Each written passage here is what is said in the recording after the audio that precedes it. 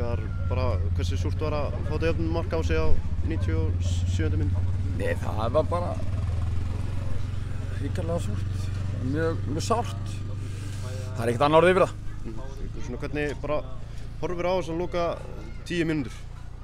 Ég horfi bara á þær þannig að þú veist,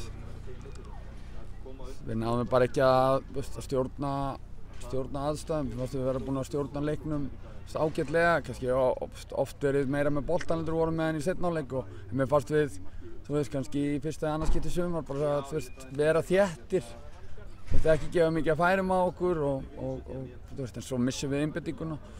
Þú veist, ég veit ekkert hvort það var víti, þú veist, það pínur soft en þú veist, þú getur ekki leyft annar að snúa og keyra á þig, það er uppskrift af vesinni og þannig að, þú veist, svo einhvern veginn náum við bara ekki að endurstilla okkur eftir að við skorum. Einhvern veginn geðsalaríkin og allt spennan og allt sem að, þú veist, er búið að byrgjast inni í mönnum. Þú veist, einhvern veginn, þú veist, náum við ekki tilbaka og þá er þetta bara svona en þú veist, það er 60 í bottinum, nóg eftir.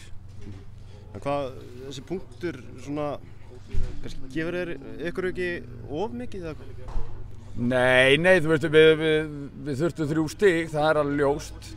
Þú veist, 3 stig við komum okkur upp á fallsæti í bili en þú veist, punktur er betur en ekki neitt og þú veist, við erum ennþá, þú veist, við erum ennþá möguleika og meðan við eigum möguleika þá höldum við bara áfram, þú veist, við erum svektir í kvöld og svo er það bara í BF fyrir 2 vikur.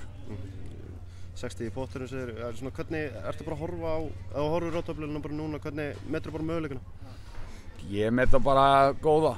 Ég met það bara þannig að við þurfum að byrja á því að vinna í BF og svo bara tökum við út í stöðun eftir þann leik en þú veist, ég er bjartsýnn, ég verð að vera bjartsýnn. Ég get ekki, þú veist, dottið í eitthvað hyldýpi þunglindis. Þú veist, þetta var sárt, svekkjandi en þú veist, það er bara ekki. Þú veist, kannski hafa einhvern tíma verið tími til að sökka sér í þunglindi, þá er það kannski núna í þessu landsleikjahléi en þú veist, það er samt engin tími í það. Þú veist, við þurfum bara að vakna á morgun og halda áfram að þú veist, undirbúa fyrir næsta leik. Þetta mikið rætt og ritað KR liðið og stöðu þess, heldur það hafi einhver áhrif á hópinn? Það held ég alveg örugglega. Ég hugsa að þetta hefur hendist áhrif.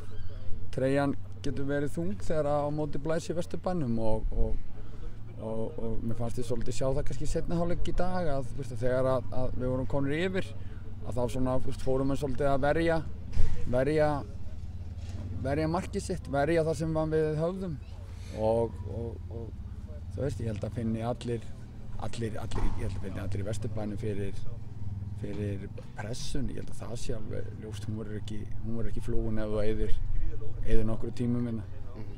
Svo segir að reyna að verja fórstuna, það er eitthvað sem kemur það bara náttúrulega, þú ert ekkert að segja mönnum að gera það? Nei, það má ekki planið og er svo sem kannski aldrei planið að verja fórstuna, en auðvitað er það þannig að stundum þarftu bara að falla niður og verjast, þetta afturhaldið eru fínir á boltanum, þeir geta haldið boltanum og þegar við kannski förum aðeins meira í lengri sendingarnar og þá verðum við tættari og þá endar það svolítið þannig að við lendum í smá eltingarleik og þú veist, ég hefði viljað sjá kannski vera aðeins rólegri með boltan en í seinni hálfleik en þú veist, þetta er bara taugar og þetta er margar tilfinningar í þessu og þú veist, nú þurfum við einhvern veginn að ná að stilla okkur þannig af að þú veist, að við látum ekki það hversu mikið er undir, þú veist, ná stjórn á okkur því að þú veist, þá er rosa erfitt að gera eitthvað ef þú ert einhvern veginn bugaður af pressunu sem er á þér.